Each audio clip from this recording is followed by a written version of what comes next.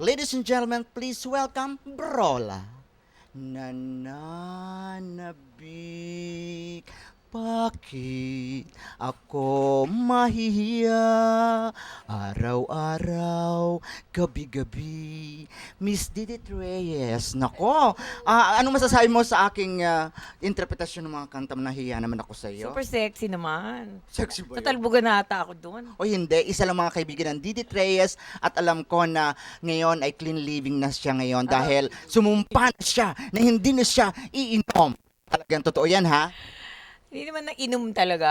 Lasing lang. Ano Hindi, lang? hindi kasi, Tipsy lang. no, because, well, pag galing ka mga, di ba yung tawag doon sa mga country na, Wow, yung may place mga dropping. winter. Oo, kasi lagi po sa Tumira America ako sa si New York. Didit, tsaka Tumira sa ako. Europe, di ba? Nagpunta ka na din dyan. So, Oo. yung Ay, sa malamig. Europe, lalaga wine ang iniinom, pinskin mga bata. Kasi madumi tubig nila doon. Kala mo, sa atin lang marumi tubig.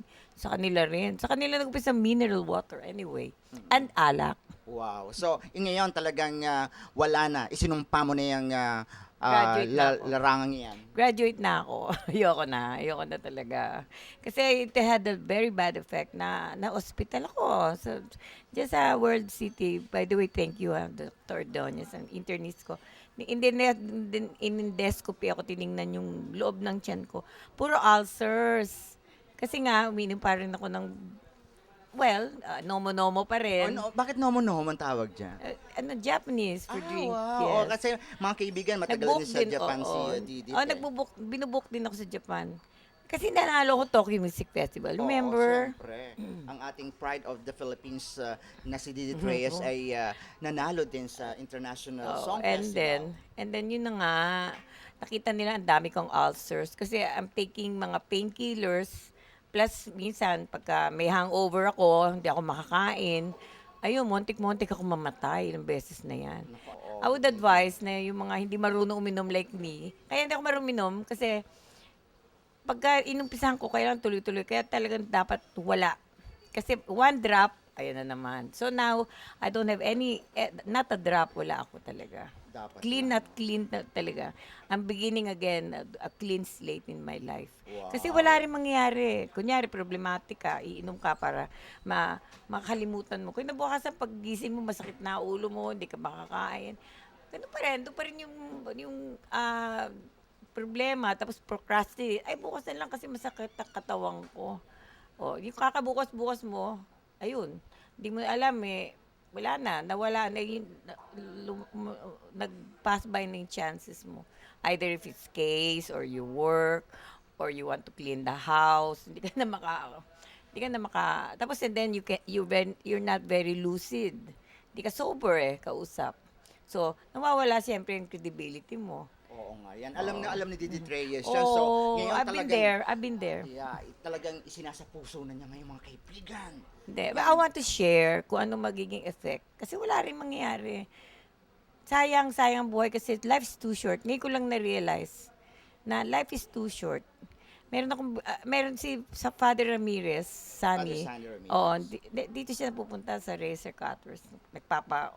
Kumbaga overhaul.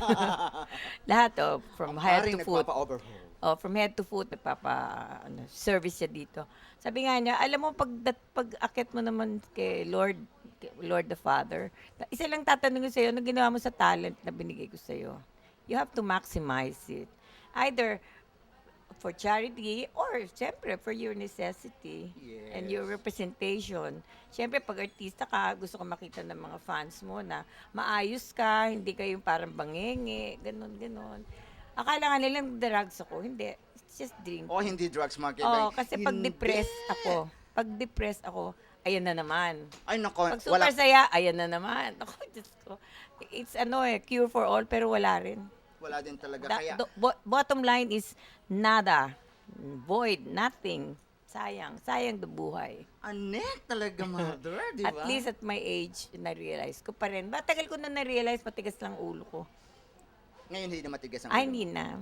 Because I found him. Maganda magano si Father Ramirez. Very light, hindi siya preachy. Hindi siya yung parang, huwag kang ganyan ha. Ikaw kasi, mga ganon. Walang sisihan. kung saan ka nag-enjoy, at least may escape ako, pero it's a bad escape. Kasi you cannot escape from alcohol, from problems with alcohol. It will just add up. Tama Yun. yun, mga I'm kaibigan. sharing that with you. I'm very candid about it because I want you to learn from me. O yung naranasan ko, wag na ninyong danasin. Si Didit nga po dito sa kay Las Reyes ay isang Trainer ako sa personality development because it's upstairs. Gusto nila, wag ako ma-damage kasi meron na akong pelvic fracture. But awan ng Diyos na nakakalakad naman ako without cane. O short distances. alam ko na ngayong mga panahong ito, Didit, ay ikaw ay masaya dahil nanalo ka sa kaso na isinampa mo laban doon sa nambugbog sa iyo. Ano nangyari? Well, yun na nga, yung resolution is bumaba na. Panalo ko, fiscal pa lang. Pero sabi nga ng boss ko, ni Boss Les Reyes, leave it to God. Kasi kung ano yung tinanim mo, yun naman naanihin mo. At saka I know myself. Siyempre, di-defense sila, sasabihin, dumating daw ako, ganun na itsura ko. Which is not true. Anyway, whatever it is, nasa court na yun. It's a good, to share it with the women. Kailangan meron kayong women empowerment. Tapos, and then, you must remember, you always have to have your own money na hindi alam ng ni sino. Because in the end, the bottom line is, pag wala kang pera, pinakang kawawa ka sa mundo. Hindi ko sinabing adore money, hindi ko sinabing worship money. Sinabi ko lang for necessities. Kamukha ko, nung sinaktan ako, Oo, meron yung mga pasapasa dito, mga kaibigan. montik ano tong joke ko. Talaga, muntik Ay, na mabali yan. Ito, montik mabali. Oh my God. Kasi on the slide, tinulak ako, in short, binatukan ako ng napakalakas na hindi ko alam. Kukuha akong pagkain niya sa ref. Wala lang. Sinumpong na naman siguro nung pag nomo-nomo niya. Pagka-demonyo. Oh, nomo-nomo. Balasing na, uminom pa ng 2 black. So, yun. Ay, nako, So Diyos much, ko, oo. kailangan siyang isumpa. Hindi kailangan nga ang mga babae, may sarili kayong negosyo. O yan, mga At kaibigan, may sarili kayong pera na walang nakakaalam miskin na sino. take it from Didit Reyes, For akala nila, urgency. akala nila Didit, luka-luka ka na kung ano pinagsasabi mo. Pero, kita niyo, mga kaibigan, seryoso kanina. Tingnan niyo yung mga payo niya. Kasi ako, live and let live ako eh. Live and let live. Kung yun ang trip mo, as long as hindi ka nakakasakit ng damdamin ng tao, tsaka physically, siyempre. Live and let live. Kasi hindi mo kita pwedeng accommodate, hindi mo kita pwedeng pakainin. Yun ang akin. So ngayon, handang-handa ka ng lumaban at makipagtunggali uli kila Imelda Papin, Eva Ay, hindi naman kami Eugenio, Claire de la Puente. Ito. Ano naman, hindi naman kami nagtutunggali contest. Wala naman. Kasi kanya-kanya kaming qualities. Siyempre, lahat naman tayo, live and let live. Yun lang naman ang buhay, di ba? Kung trip mo yan, di okay lang. As long as you're successful, you feel you're successful in your own field. Miskin na yung maliliit na tao, like mga garbage engineer, kung wala din sila, saan tayo dadamputin? Lahat yan may quality. Lahat tayo. Yes, That's what quality. I realize all that. Quality anek, di ba? Masamang mag-put down ng another person. And, sabi nga ni Dr. Love, ako mga Dr. Love, ha? Dr. Love, Ikaw bang doktora?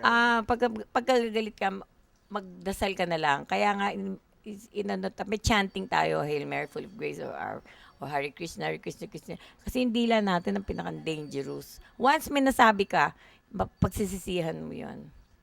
Kaya, better just be kind.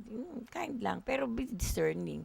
Kailangan marunong ka rin na dumefensa. Kung alam mong evil, stay away ka na. Kasi ang problema dumadating, hindi hinahanap. Pag Sure. andyan na ang problema, umiwas ka na. Ikaw, problema ba kita? Hindi. I love you, Brola. Ako ba ang solusyon sa problema? Tinutulungan mo ako kasi. Ay, kaya dapat ka lang ng kasing tulungan. Alam mo, si Brola is always here with, Yes, mga with her kaibigan. magic payong. I wanna be part of it. New York, New York. O, kaya mo yon? Ay, nako, si Didit lang ang may kaya yung mga kaibigan. Nako, talagang hindi mapapantayan ang talento ng isang Didit Ray.